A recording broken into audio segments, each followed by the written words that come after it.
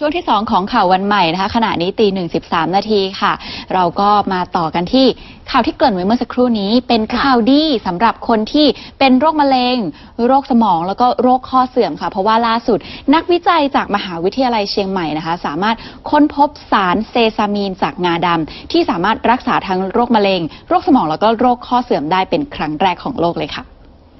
สารเซซามีนที่อยู่ในงาดำนะครับเขาบอกว่าสามารถที่จะช่วยรักษาโรคมะเร็งได้โรคมะเร็งนะครับเริ่มมีความหวังในการรักษาแล้วนะครับหลังจากที่นักวิจัยจากมหาวิทยาลัยเชียงใหม่เนี่ยได้ไขความลับจากสารสกัดในเมล็ดงาสามารถช่วยฟื้นฟูเซลล์สมองนะครับที่ถูกทำลายรวมทั้งยับยั้งเซลล์มะเร็งได้สำเร็จเป็นครั้งแรกของโลก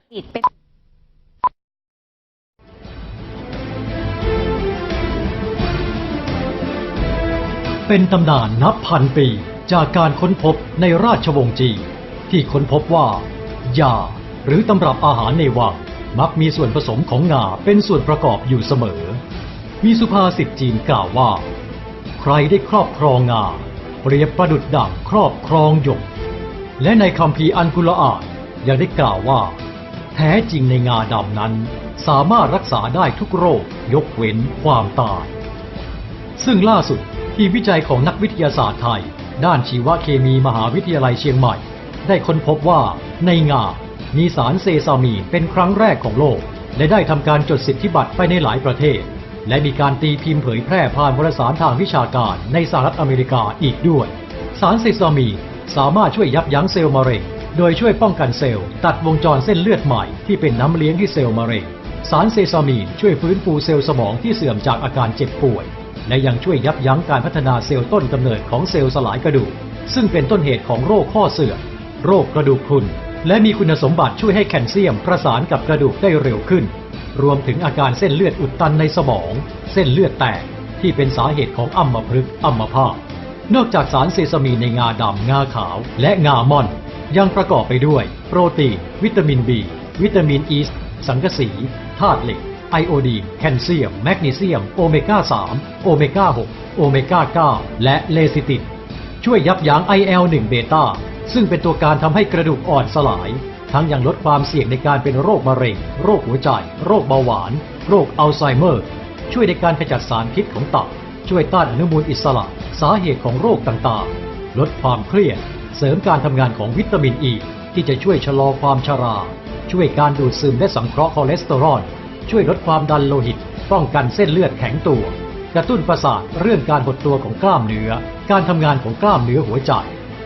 สารเซซามีนในรูปแบบน้ำมันงาเซซามีนสกัดเย็นว่าไงครับหมดเชื้อแล้วมีความหวังไหมครับครั้งแรกไม่มีความหวังต้องตายตัวรู้ว่าตัวเองเป็นมะเร็งแล้วคิดว่าทำยังไงนี่คือตายแน่ครับผมตายอย่างเดียวตายแล้วเกิดใหม่คิดว่าตายแล้วเกิดใหม่จากเซซามินนี่แหละครับนี่ครับโอเคคือหมายความว่าไม่หายใจแล้วไปปั๊มหัวใจที่โรงพยาบาลใช่ไหมปั๊มแล้วก็ทีนี้ฟื้นขึ้นมาก็รักษาตามปัญหาเรื่องสุขภาพเป็นอะไรครับมะเร็งเป็นมะเร็งนี่แน่เป็นมะเร็งเมื่อก่อนมันดำต้นไม้ขาวๆก็มองไม่เห็นเนี่ย10 วันมีอาการดีขึ้นอย่างมากเลยครับตอนนี้พ่อผมรับทานไปได้กระปุกที่2ลุกได้